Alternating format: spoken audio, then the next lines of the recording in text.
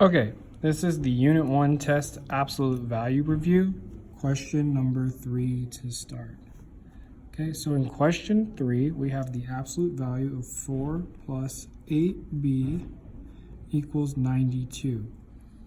Now, the first thing we have to ask, like we talked about in class, is there anything outside my absolute value? And in our case, no.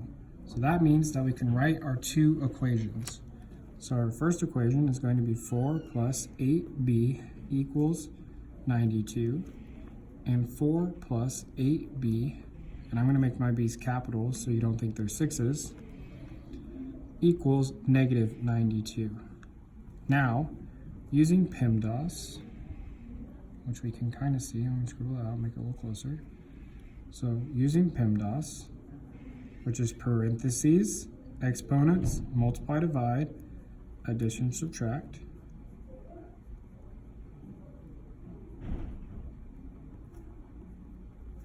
We solve these equations. So the first thing I do when I'm solving for x is I go in reverse,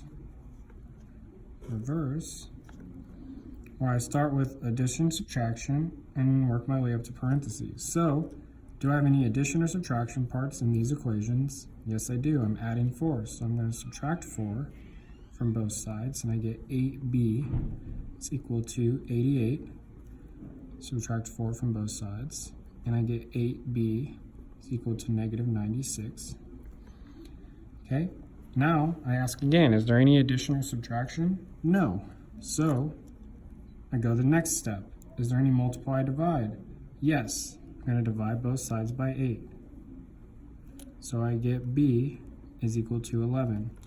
Same thing over here. Divide both sides by 8. I get b is equal to negative 12. Now, these are my solutions. I should have two solutions because this number right here wasn't 0.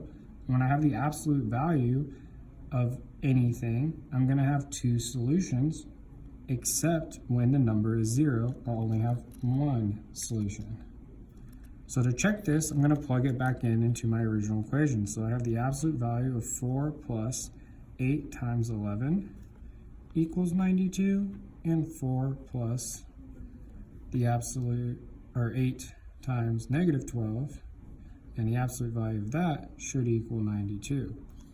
So I get 4 plus 88. The absolute value of that should equal 92, and the absolute value of 4 plus negative 96 should equal 92. Therefore, 92, the absolute value, equals 92, and the absolute value of negative 92 should equal 92. Remember, absolute value is always positive, so therefore 92 equals 92, and 92 equals 92. So both 11 and negative 12 are my solutions for number 3. In question 5, we have 9 times the absolute value of 5 minus r minus 8 equals negative 44. Now when I work this problem, I notice that I have stuff on the outside of my absolute value. Therefore, I cannot split this like we did here until I get rid of the 9 times and the minus 8. So looking back at our PEMDAS again, I see that there's an add subtract part, so I'm going to have 9 times the absolute value of 5 minus r. I'm going to add 8 to both sides so that it will equal negative 36. Do I still have anything outside my absolute value? Yes, this 9. Do I have any add subtract in my PEMDAS? No, so I move on to multiply, divide. Looks like I'm multiplying by 9, so I'm going to divide all of this. Remember, don't distribute. Divide it by all of it by 9, so I get the absolute value of 5 minus r is equal to negative 4. Now here's where things get interesting. This says the absolute value of this has to equal a negative 4. But remember, we said absolute value of anything has to be greater than or equal to 0. So if my absolute value here equals a negative 4, is this possible? No. It's not. Therefore, there is no solution for number 5. Okay. Number 10. Number 10 is a solve an inequality problem. So number 10, we have the absolute value of 4 plus n is less than or equal to negative 1. Now, when we have a less than or equal to, we have a certain thing. But before we even get to that, let's take a look at the fact that, sorry about that.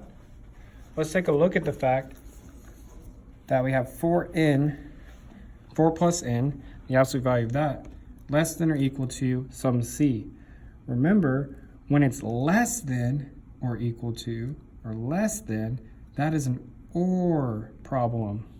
Sorry, not an OR problem, an AND problem. Okay, that means it's going to be both. So our equations will look like this when we graph, or like this. Okay? If it was greater than, then it would be an OR problem. So less than or equal to are AND, or is greater than or equal to. Okay? So if we look here, once again, we have the absolute value of something is this symbol, less than or equal to a negative number. Can an absolute value be negative? Well, not according to our statement that absolute value of anything has to be greater than or equal to 0. So once again, we have no solution.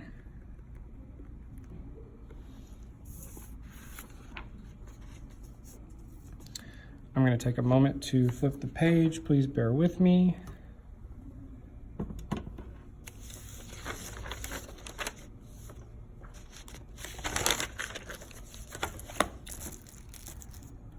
Okay. And we're back for question 12. So question 12 says that we have 1 plus 7 times the absolute value of 5v minus 5 is greater than 36. So remember, because it says greater than, that's going to be an OR problem. Greater is a good way to remember that. Less than or and is a way to remember and. So remember, greater than or equal to is OR, less than equal to equals and.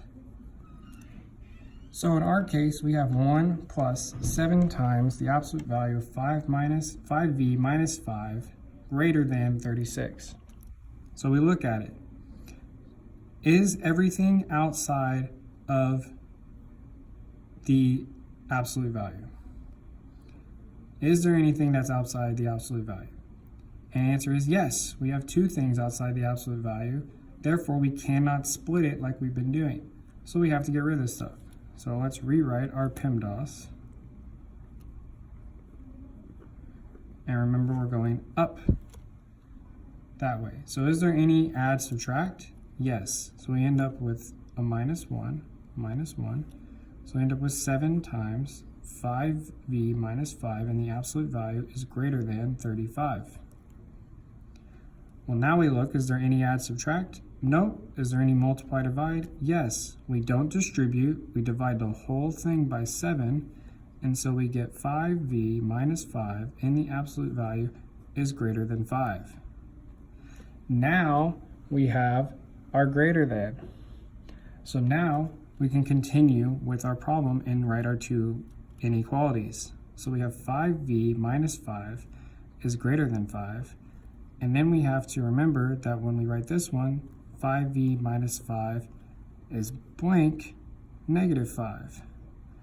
Because this 5 changed, our sign also has to change from greater than to less than. Okay? So now we can solve it like normal. So we look, we have our add, subtract, so we're going to add 5. Same over here. and we get 0 is right there, and then we have 5v is less than 0. We have 5v is greater than 10. When we solve, we divide both sides by 5 because there's no add subtract, so we move to the multiply divide, and we get v is greater than 2, and we divide both by 5. And remember, when we divide 0 by any number, we get 0. So v is greater than 2 and v is less than 0. If I were to graph this, I would use an open hole. And so in my graph, I would have 0 and 2. And so since v is greater than 2, I'm going to have an open hole with an arrow pointed that way. And since v is less than 0, I'm going to have an open hole and pointed that way.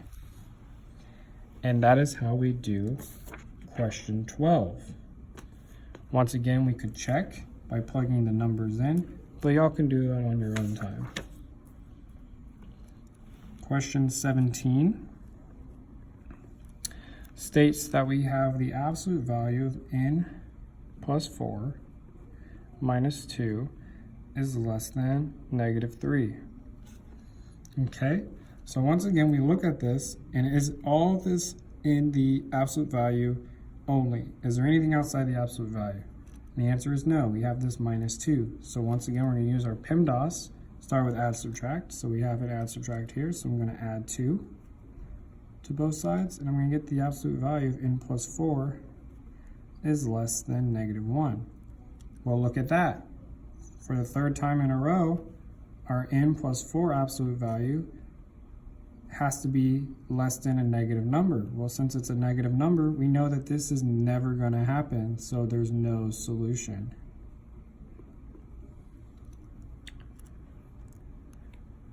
Okay, the last problem that I'm going to cover is number 19, which is our level 3D topic. So 19 is in two parts. It says the confidence interval for a design states that the area of the room is 400 square feet.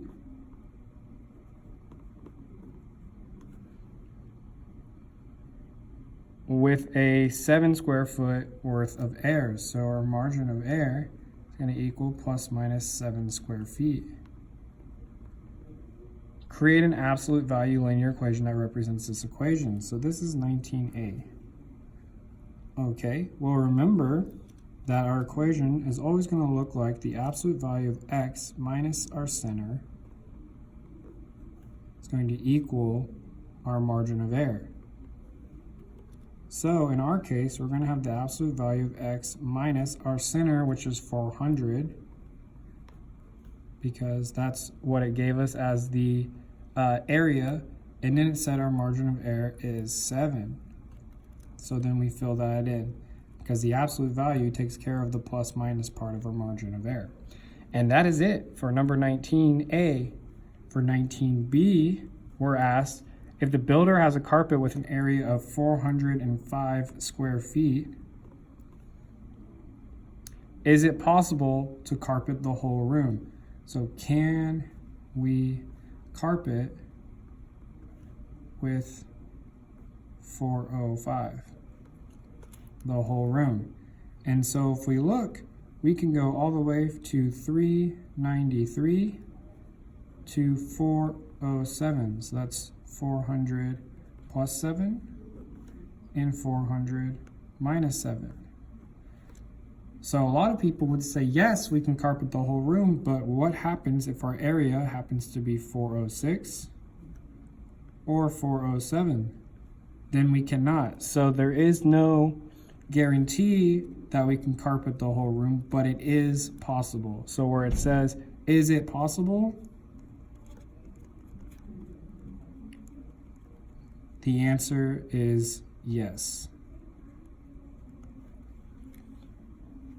Okay, guys, that is your review.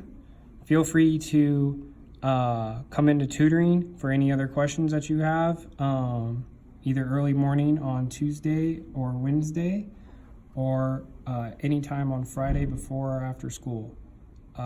Good luck.